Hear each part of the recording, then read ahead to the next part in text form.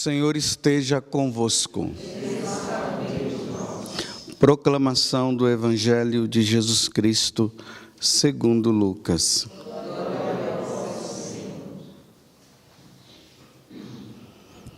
Naquele tempo, quando Jesus se aproximou de Jerusalém e viu a cidade, começou a chorar e disse: Se tu também compreendesses hoje o que te pode trazer a paz. Agora, porém, isso está escondido aos teus olhos. Dias virão em que os inimigos farão trincheiras contra ti e te cercarão de todos os lados. Eles esmagarão a ti e a teus filhos e não deixarão em ti pedra sobre pedra, porque tu não reconheceste o tempo em que foste visitada. Palavra da salvação.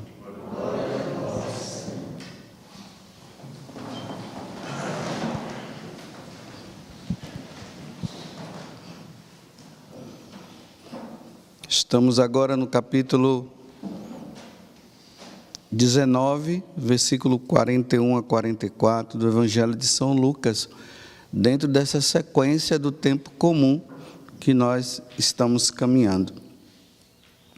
Então agora Jesus, depois daquela decisão firme que ele tomou de ir para Jerusalém, para entregar a sua vida por amor a nós, dando-nos a salvação, ele chega ali no Monte das Oliveiras e olha para a cidade de Jerusalém, porque o Monte das Oliveiras ele fica bem de frente para a cidade de Jerusalém. Então dali ele contempla, ele vê toda a cidade. E aí, em vez de ele se alegrar, aqui mostra que ele chorou. Vamos imaginar Jesus ali em frente a Jerusalém, a cidade onde ele iria derramar o sangue, a Jerusalém, aonde o templo de Jerusalém estava, chamado Monte Sião, o lugar onde os povos iriam para adorar, para glorificar a Deus.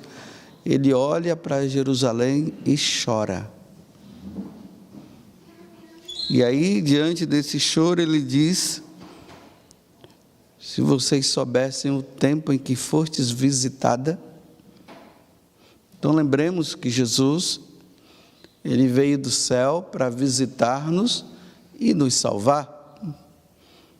Então agora ele está dizendo que justamente na cidade, aonde todo aquele povo estaria ali para adorar o Deus único e verdadeiro, justamente naquele lugar ele chora, porque o povo não soube visitar, não soube entender a visita dele, ou seja, não abriu o coração para Jesus, preferiu dar as costas. Aí nós vamos vendo, as autoridades religiosas daquele tempo que estão o tempo todo perseguindo Jesus de todas as formas e querendo encontrar uma forma de eliminá-lo. Aí Jesus profetiza: vocês não quiseram me ouvir, não quiseram me reconhecer, fiz a visita e me desprezaram. Então tá bom. Dias virão em que os inimigos farão trincheira contra ti e te cercarão de todos os lados. Ao mesmo tempo que ele chora, ele profetiza dizendo: Jerusalém vai ser destruída porque vocês não corresponderam à minha visita. Então lá pelos anos 70, os soldados romanos, comandados por um tal de Tito, entra em Jerusalém e destrói tudo. Não sobrou nada da cidade. Tanto que lá em Roma tem um arco que se chama o Arco do Triunfo, que ali mostra o soldado, né, Tito, vindo com os soldados junto com ele, entrando triunfante, carregando a minorá, que é aquele candelabro de 7 pontas, né?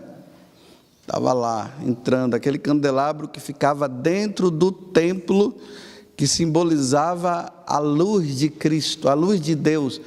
Por isso que Jesus fala, eu sou a luz do mundo, apontando para aquela minorá. A Arca da Aliança desapareceu, ninguém sabe onde está, onde estavam as tábuas da lei. Jerusalém foi destruída totalmente, porque não souberam ouvir o Salvador. Agora vamos trazer para os dias de hoje. Vamos supor que aí na sua cidade, aonde você mora, Jesus fosse visitar a sua cidade. Jesus iria chorar ou iria sorrir? Será que Jesus também iria profetizar, como ele profetizou a destruição de Jerusalém? Porque aqui tem um detalhe, a questão não é a cidade de Jerusalém em si, são os habitantes. Lembremos o que aconteceu lá com Sodoma e Gomorra, com aquela visita daqueles anjos. Sodoma e Gomorra foi totalmente destruída. Será que Jesus iria destruir os habitantes da sua cidade, da minha cidade? O que aconteceria? Bem, para não haver um castigo, os habitantes dessa cidade deveriam estar todos levando uma vida de santidade. Todo mundo cumprindo os mandamentos, reconhecendo os seus pecados e vivendo e confessando-se, reconhecendo as suas faltas e pedindo perdão e clemência. Nessa cidade, as pessoas deveriam estar fazendo penitência pelas suas faltas, jejuando, pedindo a Deus misericórdia, indo frequentemente à missa dominical. As pessoas teriam que viver reconciliadas ou pedindo constantemente a reconciliação. Os homens deveriam estar vivendo tudo aquilo que Deus mandou. Não deveria existir ideologia de gênero, nada de abortos, eutanásia, nada de drogas, pedofilia, não, respeito às crianças. As pessoas que tivessem determinado tipo de tendência deveriam estar clamando a Deus misericórdia. Eu te peço perdão, a tentação está sendo muito grande, me tira disso. Deveria não existir corrupção, uma honestidade irrepreensível, todo mundo honesto. Nada de roubos, nenhum tipo de droga. Agora aí já surgiu uma nova droga, né? Que é uma droga que através da música, a pessoa diz que a música, tem um tipo de música lá, que os jovens sabem disso, que é comparada, eu não sei se é a heroína ou a cocaína, não sei. Os jovens colocam no ouvido, estão em casa ouvindo, né? Estão lá se drogando através da música. Pode uma coisa dessa? Porque o nível da música é mesmo o efeito do nível da própria droga. Então se droga através da música. Estou aqui fazendo comercial, tá vendo? Porque às vezes tem coisa que a gente não deve falar, mas a gente tem que falar porque os pais precisam observar. Então lá, olha, se drogando, é pago lá e fica lá. Aquele nível de música faz a pessoa se drogar. É o mesmo efeito. Só que a música. Pode uma coisa dessa?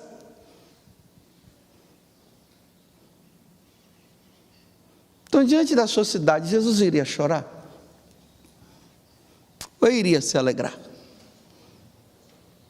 Será que ele iria dizer a mesma coisa que ele disse para Jerusalém?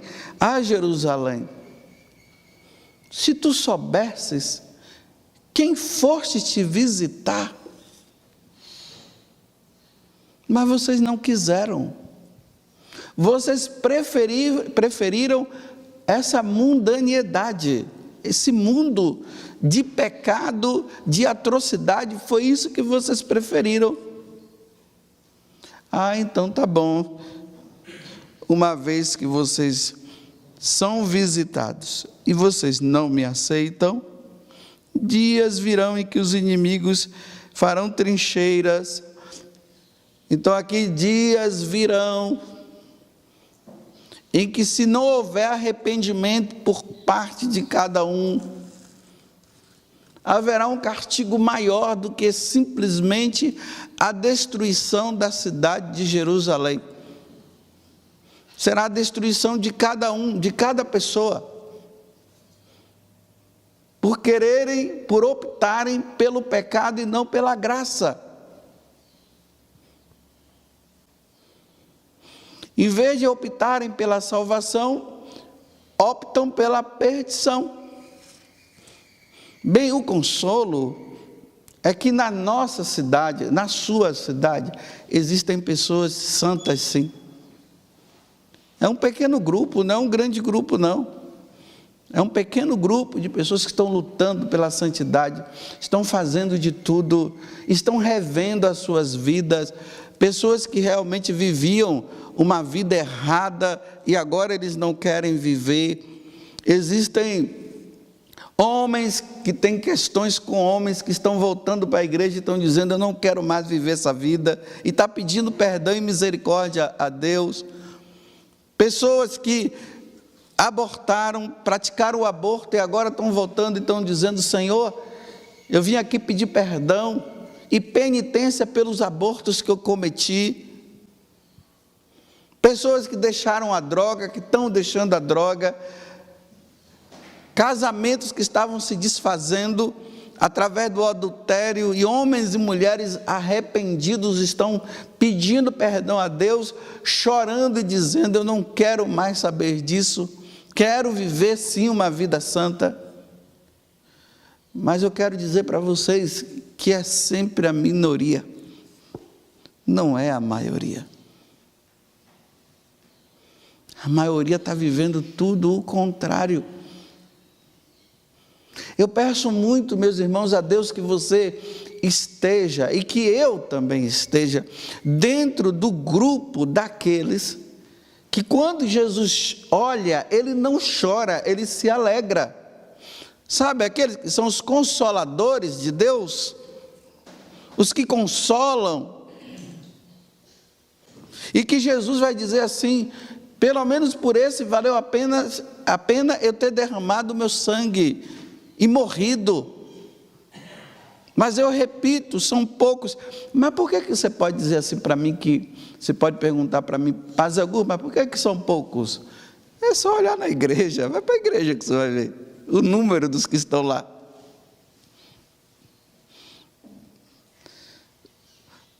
O número dos que estão na igreja estão ali, me desculpa a expressão, ralando, lutando. É sempre pouco, em comparação à multidão que está fora e que não quer saber de Deus, influenciados, repito aqui, por professores, Porque é isso que os professores, não estou dizendo que são todos, mas aí entra também, são poucos os professores que são fiéis. Esse dia eu estava conversando com um professor, ele veio conversar comigo. Ele é professor de biologia. Ele disse: mas padre, como é difícil lá na sala de aula, dar aula, e através da biologia levar os alunos à compreensão da existência de Deus. Como é difícil, é a maioria, é uma chacota só. Ficam até rindo de mim quando eu falo alguma coisa em relação a isso. Riem de mim, porque na cabeça deles está que Deus não existe. Aí fala da evolução, do evolucionismo, do Big Bang, acredita somente daquilo que esses filósofos ateus ensinaram. Um professor que sofre, porque ele é católico, ele é cristão, porque a maioria, os outros que são a maioria, infelizmente, estão lá doutrinando. É assim que está o mundo. Mas eu pergunto mais uma vez, diante desse choro de Jesus e diante do castigo que ele prevê e que foi acontecer nos anos 70, e vamos dizer assim, estamos ali no ano 1, começo, depois de Cristo, não é claro, que começa com Cristo. 70 anos depois a profecia de Jesus se realizou. Significa, 70 anos depois, era a oportunidade de Jerusalém ter mudado. Não mudou. Não mudaram. E aí o castigo veio. Agora, do ano aí, primeiro, até 2021 que nós estamos, mudaram? Quem mudou? Muita gente, meus irmãos. Mas uma grande maioria não muda. Não querem mudar. Fizeram uma opção: Deus não existe, eu não quero saber de Deus. Isso é história de carochinha, e vamos aproveitar enquanto é tempo, porque daqui a um tempo a gente vai morrer e nós não vamos nos deliciar com as coisas que o mundo nos dá, nos apresenta. E estão aproveitando. O carnaval já está se aproximando, já está se começando a dizer que vai ter carnaval o ano que vem. Imagina, você abre as portas para o carnaval, vem um monte de gente de fora.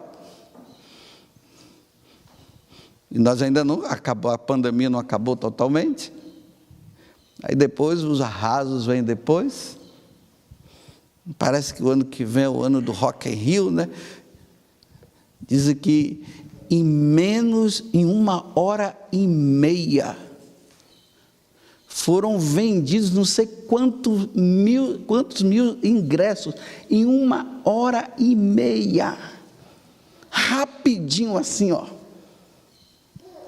Aí vem os roqueiros, espalhando droga, sexo à vontade. Tem os roqueiros que são consagrados mesmo a Satanás, com aquelas músicas demoníacas.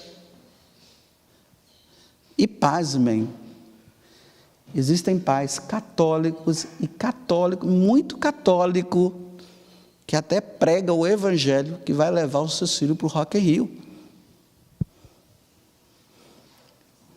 Porque o filho quer ir, então vai levar. Não, porque é o sonho do meu filho, o que é que tem? Não tem nada de mal. É a realização do sonho de ver aquele roqueiro, qual? O guitarrista satânico? que vai cantar a liberdade do sexo, a liberdade da droga, que através das suas músicas vão dizer que Deus não existe e que vão aclamar Satanás. Com as suas músicas tocantes, né? Pesada.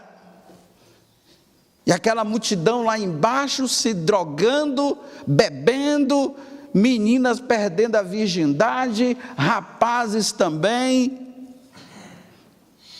E eu repito, pais católicos e que prega o evangelho vai levar os seus filhos para lá.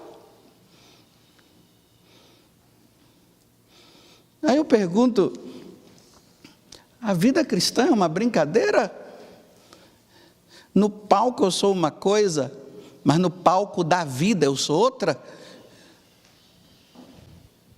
Aí depois lá na frente, quando os filhos estão na droga, quando os filhos estão se prostituindo, quando os filhos estão dizendo que Deus não existe, que não quer saber de Deus, aí ficam rezando, pedindo a um e pedindo a outro para rezar, ficam todos loucos e acreditando na misericórdia de Deus, que no final todo mundo vai para o céu. É assim. Não tentarás o Senhor teu Deus, mas vai tentando o seu Deus com tudo.